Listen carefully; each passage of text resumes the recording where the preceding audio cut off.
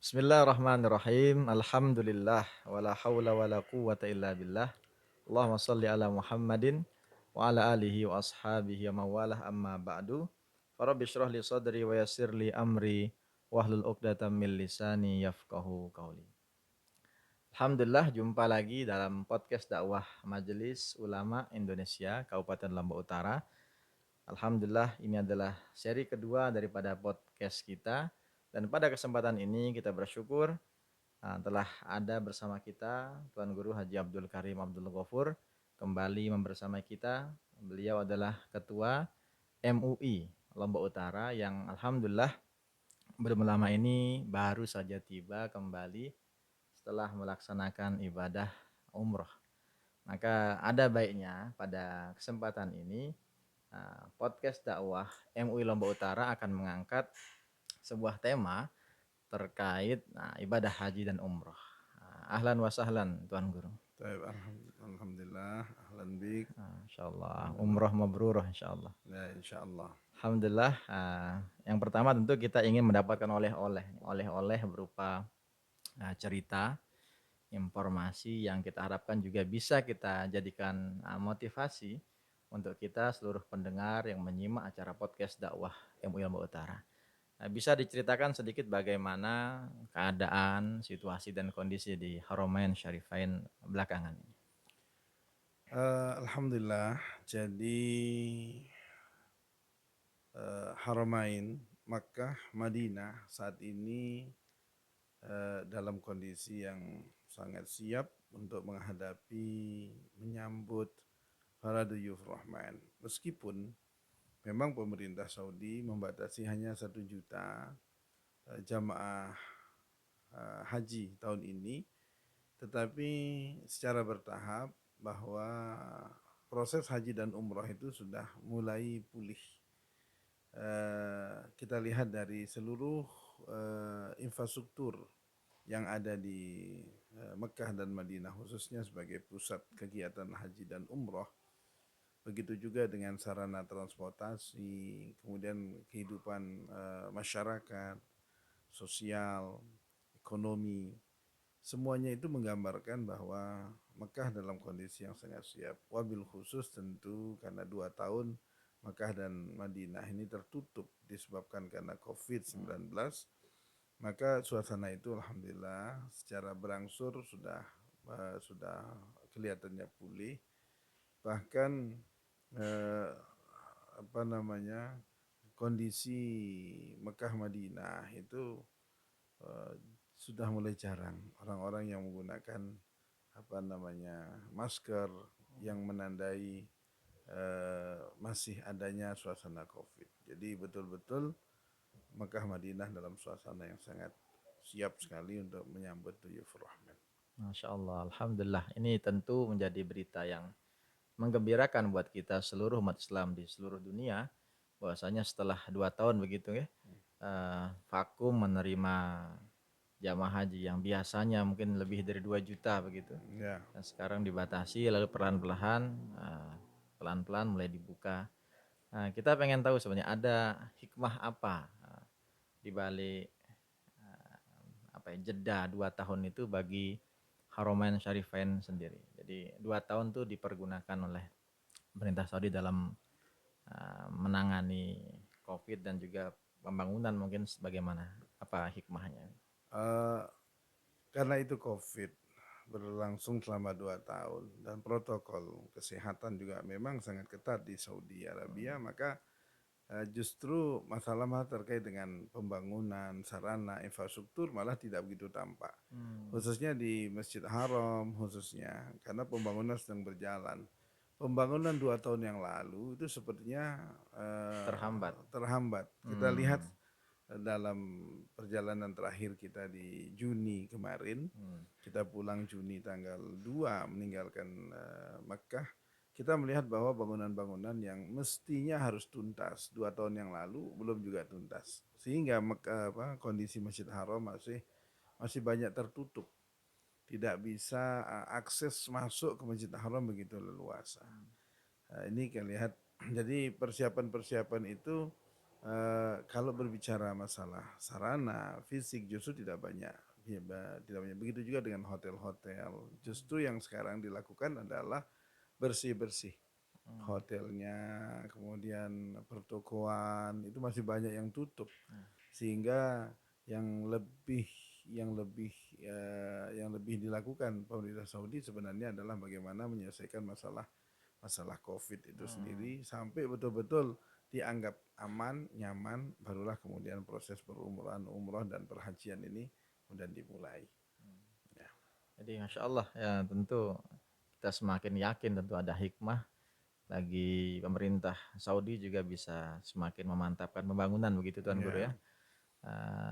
Yang terakhir mungkin yang ingin kita tanyakan kepada Tuan Guru yang baru saja selesai pulang umroh, terkait jatah atau kuota yang disediakan oleh pemerintah Saudi dalam hal ini mampu atau kesanggupan mereka menerima Duyufur Rahman itu mulai tahun ini 2022, yang sebelumnya mungkin berapa, lalu ada jeda 2 tahun, dan sekarang berapa kesanggupan mereka dalam membuka kuota begitu.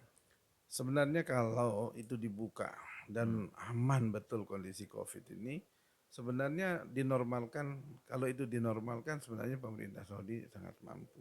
Kalau normal tuh Kalau angka berapa normalnya biasanya pada angka 3 sampai 4 juta untuk dalam satu masa, perhajian. Masya Allah. Sehingga betul-betul masyairul hajj seperti Hmm. Arafah, Mina, Muzdalifah, kemudian perhotelan yang ada saat ini sebenarnya sangat sangat siap untuk Siap. menampung semua jemaah. Cuman pertimbangannya tentu adalah masalah masalah kesehatan. Hmm. Jadi secara bertahap, sedikit demi sedikit dikondisikan dulu.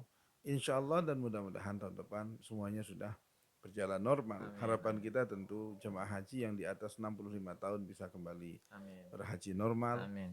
Kemudian proses perhajian juga berjalan dengan baik. Tetapi ada sesuatu yang sangat menarik sekarang karena antri haji itu sangat panjang, bahkan sampai 38 Hmm. tahun. Insya Allah. Maka orang mulai bergerak umroh. Umroh. Jadi memanfaatkan umroh untuk untuk mengganti keinginan untuk berhaji yang terlalu lama. Hmm. Kita tahu bahwa dalam satu tahun jamaah umroh Indonesia itu mencapai sekitar 2 juta Per tahun. per tahunnya. Masya Allah. Jadi 2 juta ini tentu kalau dibagi dengan musim umroh di luar perhajian, Hmm. itu berarti ada 10 bulanan lah 10 bulanan ya. musim umroh. Maka Hmm. 2 juta itu kalau dibagi dengan 10, maka setiap bulan akan ada 200.000. 200.000 pemberangkatan Allah Allah. umroh. Tentu ini menjadi peluang bisa dari Hmm. aspek ekonomi Hmm. bagi para travel tentunya, kemudian bagi para mutawif, Hmm. kemudian pergerakan ekonomi secara Hmm. keseluruhan, baik penerbangan, kemudian masalah masalah catering dan lain sebagainya. Hmm. Dan sekali lagi memang kita menghimbau di samping memang harus kita sabar menunggu haji, maka sebaiknya Hmm. jamaah yang merasa siap untuk melaksanakan umroh itu untuk bisa melaksanakan umroh. Ada satu hal yang penting ya kalau berbicara umroh dan haji, karena umroh dan haji ini adalah satu perintah agama. Dalam Al-Quran sendiri sudah jelas nasnya, arahan dan kewajibannya. Hadis-hadis Rasulullah sendiri memang jelas menganjurkan untuk itu. Maka ke proses perhajian dan perumrohan ini betul-betul dalam rangka untuk menyambut seruan Allah lewat Nabi Ibrahim tentunya, wa'adzin fin nasi bil hajj. Dan umroh dan haji ini sebenarnya i'lam tamami nikmatillah, sempurnanya nikmat Allah yang diberikan kepada hambanya, yaitu lewat proses perhajian maupun perumrohan. Maka kita menghimbau agar semua jemaah bisa melaksanakan haji dan umroh dengan sebaik-baiknya. Dan hal yang penting juga bahwa sebenarnya saat ini ya, semua orang itu bisa melaksanakan haji dan umroh. Dan orang Indonesia ini sangat mampu untuk melaksanakan haji dan umroh. Karena biaya haji dan umroh itu insya Allah dalam batas kemampuan jamaah Indonesia. Begitu. Insya Allah dengan pergerakan ekonomi, pertumbuhan ekonomi, dan kondisi ekonomi sosial masyarakat kita, insya Allah umrah itu dan haji itu menjadi sesuatu yang tidak lagi mahal. Amin. Amin. Nanti mungkin sebelum ditutup dengan doa sedikit, ada satu tadi yang menarik terkait pembatasan usia jamaah haji 65 tahun. Itu apakah bersifat alat tool apa berlanjut atau ada kemungkinan perubahan untuk undang-undang itu, karena kita tahu banyak di antara jamaah haji kita yang mungkin bisa dikatakan kecewa, dan wajar mereka kecewa ketika menanti sudah puluhan tahun, ketika sampai seakan sudah sampai di depan gerbang ternyata tidak dibukakan pintu. Nah, ibaratnya begitu. Jadi bagaimana solusi, dan atau ini berlangsung hanya sementara ini saja? Insya Allah ini sementara.